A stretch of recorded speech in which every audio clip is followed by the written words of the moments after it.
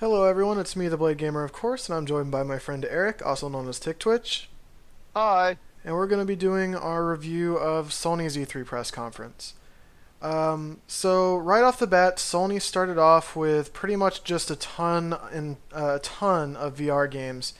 Um, Star Child was one game. I can't really remember what that one's like offhand, actually. Yeah, it's the 2D side scroller. Yeah, so that one, I mean, it's a VR game, could be interesting. Platformers are not really something that you're used to seeing on VR, so I do think it'll be an interesting take if it does work out. Then we had Bravo Team, which is seems to just be a generic like first person slash third person shooter.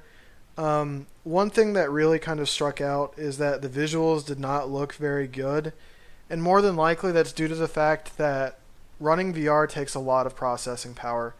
Um, And the PlayStation is already not a full-fledged gaming PC, so that yes, alone. exactly. So I mean, that alone is probably going to hold back that game any kind of redeeming quality about it, but hopefully it's good.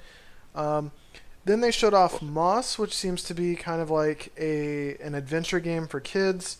A lot of people were joking about it being Wonder Book 2, but it seems like it could be pretty interesting as a kids game. It's more of a, just seems to be like a kind of like a point and click adventure game almost, except it's to VR. me, it really just seems like the one game out of the bunch that I would actually play. I don't understand how it's VR, because it does look Yeah. like some form of a character controlling game, like I don't know, Ratchet and Clank. How you know how like it's a camera down, looking at the Yep. character like that. Yep. It's the only way I see it. I don't know how that would be VR. And this also goes for Star Child, which is a 2D side scroller. Yep. Yeah, it just seems to be a really unique take on a VR game. So hopefully it's good because honestly VR needs to be more than just your stereotypical first person perspective because if gaming companies want VR to be the definitive way we play games, there needs to be more than just first person perspective games. Hmm. Now getting into the more interesting VR games, we also saw The Inpatient, which seems to be um, a story told, I guess, from the perspective of someone in an insane asylum. Oh, that Um, was the Outlast kind of game. yeah, That's right. it almost looked like Outlast, and to be honest, like horror games just work really well on VR because they immerse you into the experience. Um, and Resident Evil 7 is definitely a game I really want to try on VR, and this gave me the vibe of really wanting to try like Outlast and stuff on VR. So Inpatient gives you that same sort of feel. I right, think it's because I think part of it is like knowing that you literally can't escape the visuals by looking away from the screen or something like that is I think something that's really interesting about horror games in particular because they really do frighten you when you play on VR. mhm. But last but not least, the most impressive and important VR reveal was Final Fantasy 15 Fishing Monsters of the Deep. Um, I, I can't tell if you're serious. yeah, no, I'm being entirely sarcastic, but it was the biggest surprise reveal out of all of them, I think. When I Um, saw the Final Fantasy characters, I was pretty amazed that they were even going to try a Final Fantasy game on VR. But then when the fishing rod came out, I clued in. It was like, oh god, dude. Yeah, honestly, like I thought it was just going to be Final Fantasy 15 from a first-person perspective, which I thought was really dumb to begin with. And then when they went into the fishing demo, I was like, maybe this is a side thing you can do in Final Fantasy 15 because I haven't played the game yet. And then they're like, no, this is just a fishing game, and I was like, okay. Um, Honestly, that's not to say it won't be fun, but I think that it really ticked off a lot of Final Fantasy fans because people were expecting to see Final Fantasy 7 here, and so they probably thought it would segue into that, and it just didn't. Yeah. Oh, I should mention they did announce one other game. Skyrim VR is coming to the PlayStation headset. This one really pissed me off. Yeah, like we were joking when we talked in our Bethesda conference review that like we were honestly shocked that Skyrim VR wasn't announced and then they announced it here and then that was kind of like the final straw because Bethesda has honestly just milked Skyrim into the ground at this point. They've re-released it. Um, they've remade it once and they're also porting it to pretty much every modern system as well. It's getting ridiculous. It's if this had been at the Bethesda conference, I wasn't joking when I told Brian I was going to shut off the stream if they just showcased Skyrim on VR. It's just really disappointing to see Bethesda even be at, like, they had their own conference. If this was included in their conference, it just would have hurt so much. Yeah. So just seeing it in the Sony conference instead, it just kind of gave me a little bit of a shit show. Yeah. Of the Bethesda conference. Definitely. One of the bigger games that they talked about was Uncharted: The Lost Legacy. It is a spin-off game featuring one of the main characters from Uncharted that isn't Nathan Drake. And I mean, it honestly just looks like more Uncharted. If you love Uncharted, then I'm sure it's going to be right up your alley. It doesn't seem to do anything revolutionary, just, told from the perspective of another set of characters. They're females, Brian. Okay, yeah. It's revolutionary. That Naughty Dog? Is that who made it? I don't even know if Naughty Dog's developing this game. Do they develop all the Uncharteds usually? Yes. Okay. I'll say this now. I don't really play many PlayStation games. The one game I actually have experience with, like, for its entire catalog of games, is God of War, and I've also played Destiny once. Yep. So most of my opinions here will be pretty just based on what I saw at the conference and not on past experiences. Yep. Then Horizon Zero Dawn is getting a DLC add-on called The Frozen Wilds. Horizon seems to be a brilliant game. I have a friend that has played it and told me he loves it, and I watched him play through about the first, 3 or 4 hours of the game. And honestly, it is a brilliant looking game, and as soon as I get a PS4, that will be one of the first games that I get. So I think that more DLC is a good thing in this case. I don't even know if it's DLC. It is an add-on. It's more like an expansion, okay. I guess. Expansion? Yeah, I guess the phrasing of whatever they're releasing is. Yeah. I'm more inclined to believe it's just a side story rather than an add-on to the content that already exists. Then they showed some more Days Gone. And Days Gone seems like it is going to be an interesting game, but to be completely honest, it looks more along the lines of The Last of Us. And I feel like Days Gone being present at this year's E3 is the main reason why Uncharted, or not Uncharted, but The Last of Us 2 is not shown off. The game is just very similar to the way that The Last of Us is played, where you're focused on survival and setting up traps for enemies to fall into, or using sound to kind of distract them so you can sneak around. It seems like it is going to be a great game, especially because it seems to be focused on more of the zombie aspect, unlike The Last of Us. And it seems it'll be good, but it's also getting a 2018 release date. So I'm really kind of disappointed that this game didn't stick with a 2017 release date. Yeah. I can say this. Sony does seem to be showcasing a lot of the games that are, again, like every single year, make me really wish I would pick up a PlayStation again. Yeah. Because Days Gone, it makes me really want to try it. The Last of Us 2, I really want to try those. Still haven't had to go out of my way and get a PlayStation. Mm-hmm. It's just too expensive to justify for a few games. Yeah. But looking back and it's constantly seeing this backlog of great games get updated, it's very hard not to just go get one. Yep. Then they announced Monster Hunter World. To be completely honest, I don't know what kind of Monster Hunter game this is going to be. I've never played anything in the main series, but I know that it's just basically a game where you gather a party of friends and go hunt giant monsters. This seems to have an emphasis on dinosaurs in particular, whereas Monster Hunter is kind of more general, where you might fight dragons or something entirely different than your stereotypical dinosaur. So I feel like that this might actually be have a specific focus, and it seems interesting. It might be more along the lines of a survival game as well. So I mean, I'm interested, but it's not something that's like, oh, this really speaks to me. Has Monster Hunter been present on PlayStation systems before? Yes, it started on the PSP if I'm not mistaken, and was actually a Sony exclusive. But then when the 3DS came out, they actually ported the main games over to the 3DS system and has stuck with Okay, so Nintendo this since. isn't out of nowhere. Correct. It is not like a complete surprise, but it is kind of a surprise considering that the next main Monster Hunter game is coming to the Switch. Hmm. Then they also unveiled another Shadow of the Colossus remake. Now, despite what most people, how most people feel about Shadow of the Colossus, I was honestly disappointed by this announcement. In the sense that they already did an HD upscale, HD port for the PS3. This one is a true remaster in the sense that they're redoing the textures. They're probably going to be redoing a couple of the mechanics and updating the cutscenes. It's not just a one-for-one port with a higher resolution. So in that regard, it is exciting. But to be honest, if they're not going to do anything special with the game, I don't see a point in porting this over again. I think The Last Guardian was, it's a good thing that it came out. And I think that this game will be good, but unless they're going to be doing something like including the bosses that were left out the first time around, I just honestly don't understand why they're releasing this game.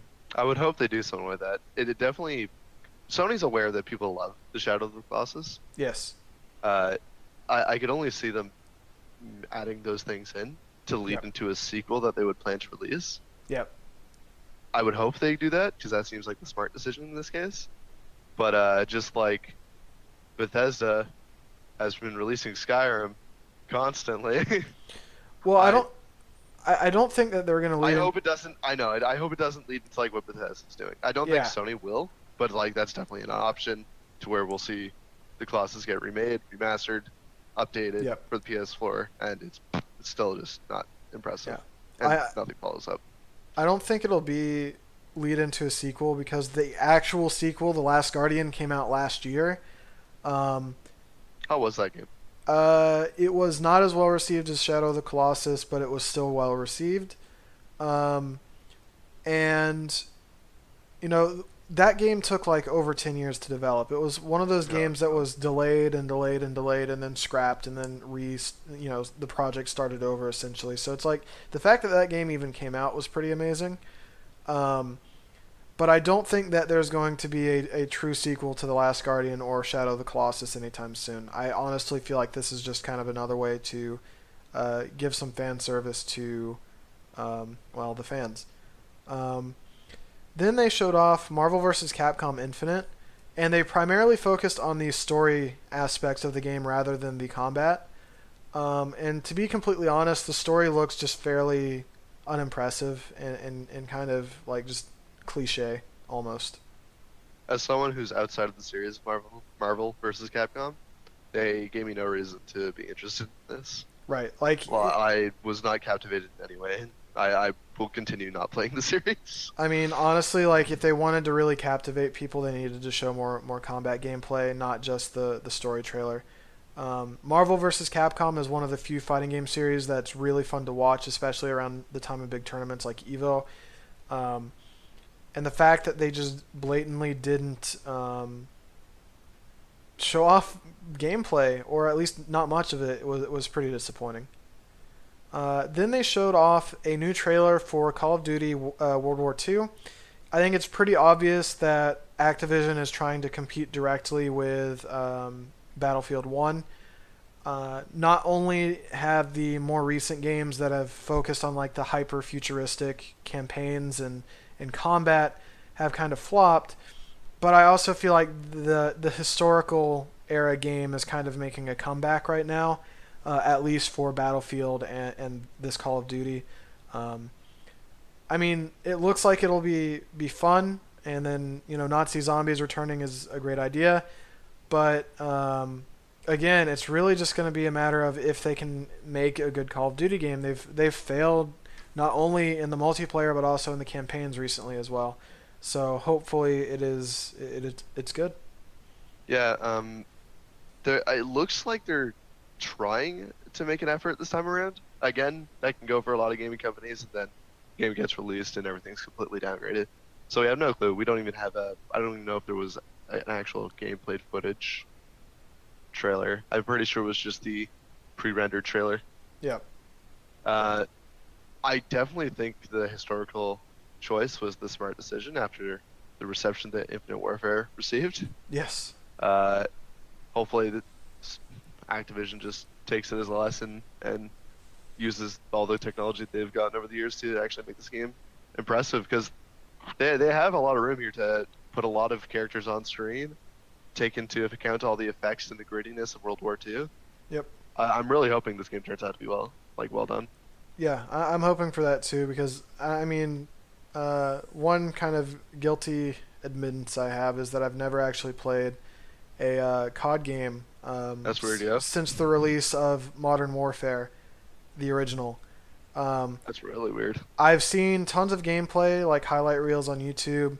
I have many friends and family members that play it, and occasionally, like, I have played it in the sense that I've dropped into a multiplayer match, I think once with a friend, but I have not personally played through any of the campaigns or any of the multiplayer since Finest Hour on the PS2. So it's like, I have not had a true COD experience, but if this game turns out to be good, it might be my first.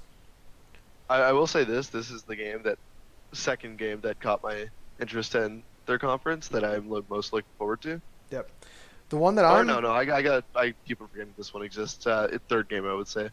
But I really don't know that this will contribute to my opinion later of the Sony conference, as it's the third most interesting game of their conference, and it's not even exclusive. Yep. I think the most exciting game to talk about at their conference, or one of the most exciting, is God of War. So for those of you who aren't familiar with it, Kratos is no longer in Greece. He is now in Scandinavia, dealing with Norse mythology.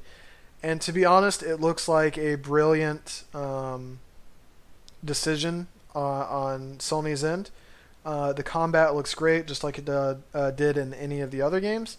The setting is something that I like more than Greece personally. What? Even if it's a one-off adventure, I do like the kind of like snowy, mountainy regions more in general. And I thought that them like showing him talking to the World Serpent was pretty sick. Yeah, God of War is one of the two games I've actually like had a lot of experience with on PlayStation, because my stepbrother used to have a PS3 and I played the first, second, third, and one of the off-branch games I've tried.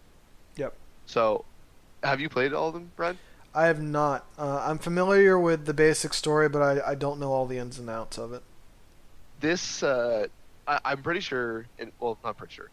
In my opinion, I feel like they made one too many games in Greece, and the God of War story died kind of a bit after 3.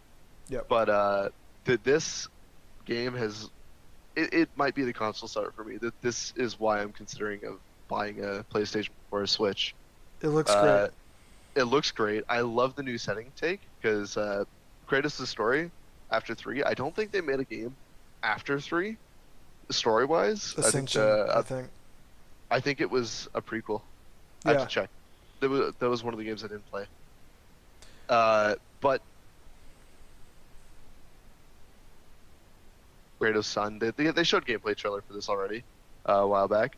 Yeah. The whole take is really interesting for me, and I like the slower sort of combat style that they're trying to do for this game. Yeah, it definitely seems right up my alley, and honestly, it is a system seller for me. Their next big game was Detroit Become Human.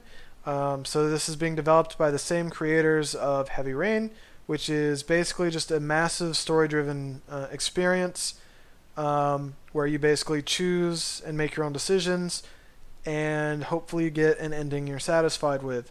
Now, I have not played Heavy Rain. I am aware of probably the one ending that most fans don't want to be spoiled to, which I will not spoil here. But it seems like an interesting concept. Personally, I'm not big on decision-making story games. The gameplay is usually not very interesting, and it's just watching a movie basically.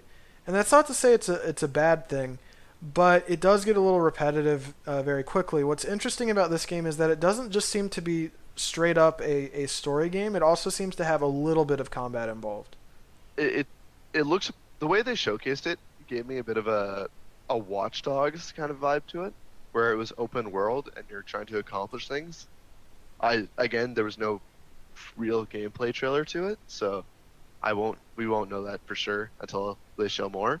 Yep. But if that is the direction they're taking with it, I think that's a good combination of taking heavy story elements and then mixing it in with an open world action game. Yep. Instead of was Heavy Rain on Reels or was it open world? It was open world, but it was more like the Walking Dead video games where you could kind of like walk around, but really there was only one way you could go. I mean, it's more open than that. That, like, me saying that is not truly being fair to it. It's just not a true open world game. Then if they do take it into an open world direction, I think Detroit Become Human could have a lot of potential. Yes. But again, I think it's a game that could easily fall flat on its face. So we'll have to wait and see.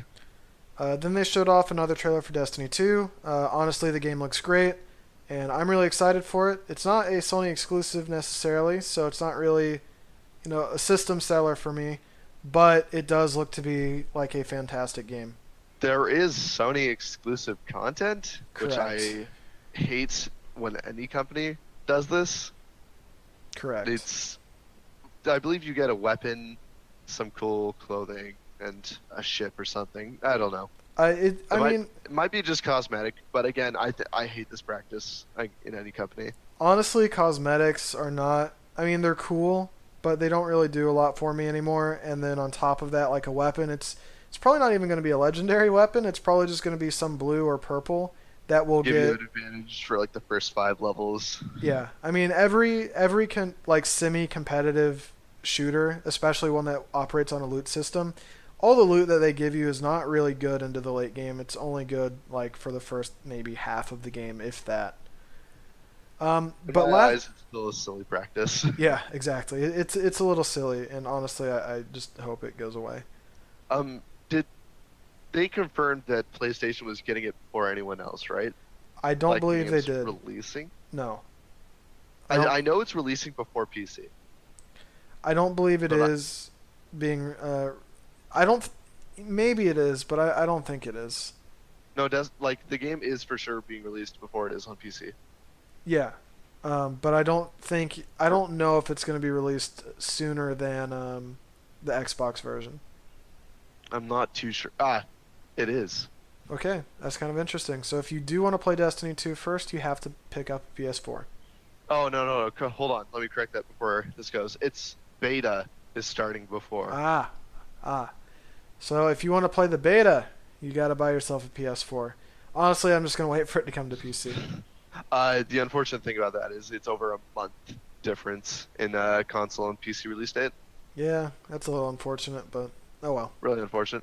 And last but not least, Sony unveiled gameplay of the new Spider-Man game. Now, personally, I am extremely excited about this.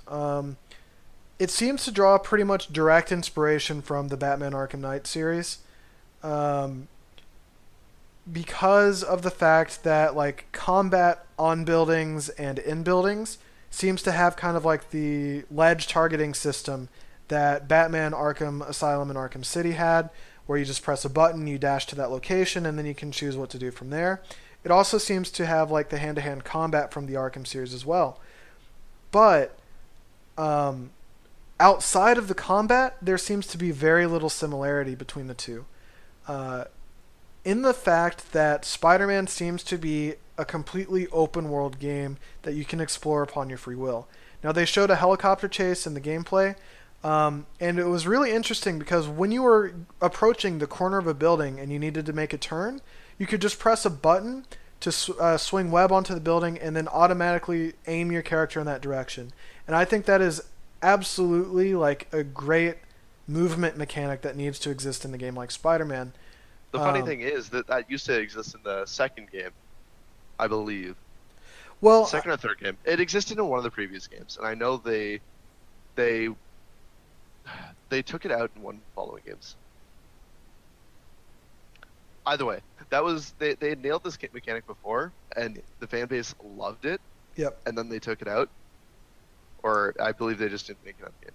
I don't know the details of that. I know that is the de facto favorite way the fan base has of like getting around buildings, I loved it too when I played the original games. I know for a fact 2 had it, Yep. and it was just fun. It's so fun to swing around buildings, and like you'll be on your way to a quest, swing around a building, see a quest marker, or like a random new thing where like a kid lost a balloon, Yep. like the little meme about that, my balloon, and you'll just flip around, swing to a new building, swing around. It's so fun. Yeah, And I'm but so happy they stuck with that for this game. yeah, not only that, but it seems like to be like a much more streamlined movement process. So Yeah. when you're in those intense action sequences, you can really focus on the movement you have to do rather than the movement you want to do. So like you can still run along buildings, which is great. And then, like I mentioned, the quick like corner turn, whereas before you kind of had to wait for your character to swing around. Now it's like instant, where it's like, oh, I'm turning a corner, I'm gonna just loop around real quick. And I think that that's a really crucial detail. Insomniac is well known for making games that are fun to not only play in terms of combat, but also in terms of just moving around the world. And you can see that with Ratchet and Clank and Spyro and Sunset Overdrive in particular. And honestly, I just can't wait for this game to come out. Unfortunately, it does have another 2018 release date, so that's a little on the unfortunate side of things. And so long as it's early in 2018, I don't think it will be too bad. Yeah, I agree with Because that. that would mean it's less than a year away. Yeah. Which most of the games I believe that were announced are. There are a couple of games that were announced to be releasing late 2018. Yeah. But well, only time will tell. All right, Eric. So if you were to give Sony's press conference a letter grade, what would you give it? B, a C plus. All right. Care to go into any more detail, or do you just want to leave it at that? I want you to give your grade, and then I want to discuss All right. it. So I'm just gonna give them a solid B minus. I thought that they definitely did better than Ubisoft and EA, and of course they did better than Bethesda. But honestly, the thing that I was most disappointed about was the fact that all of the games that they showcased are not coming out until 2018. Whatever games have already come out in 2017 for the PS4 are pretty much all the Sony exclusives you're getting this year. Now, that's not to say that there's not going to be a few third-party games coming out here and there, but for the most part, it seems like Sony is done with 2017, and Horizon Zero Dawn was probably the last big game in the series for them, unless I'm forgetting something pretty big. So for me, I'm a little bit disappointed in the fact that I know that next year, if some of these games have not already released, and I know that not all of them are going to release, they're going to be showing even more of those games. And that, I think, is the disappointing aspect for me, because I know that we're going to get another full year of the same games. Yeah, for me it was just the combined lack of new things that we were like. The only new thing to me was Days Gone, Yep. and I believe they've mentioned it before. Yep. Like people weren't surprised by it. The Nope. Horizon Zero Dawn thing and Uncharted, I'm not invested in the games. I've never played them. Yep. Horizon has sparked my interest to buy PS4. It's one of those games that have edged me towards buying the console. Yep. And adding onto it will only help that. But Uncharted, I've never wanted to pick up a game console because of it. Yeah, I feel the same way. It might be a game I like because it plays in a certain way that I normally like those kind of games. But again, like it's very uninteresting to me. And on top of that, the reason I felt like it deserved a C minus, C plus over B minus was just the underwhelming showcase for PSVR. Yeah. Yeah, I- that really yeah. took a lot out for me too. Out of all the VR games they showed, the most interesting one was Inpatient, and the second was Moss. Everything else there I found incredibly underwhelming. Yep. Yep. I think that pretty much sums up our Sony press conference review. Let us know what you think in the comments, and we will see you in the next video. Bye!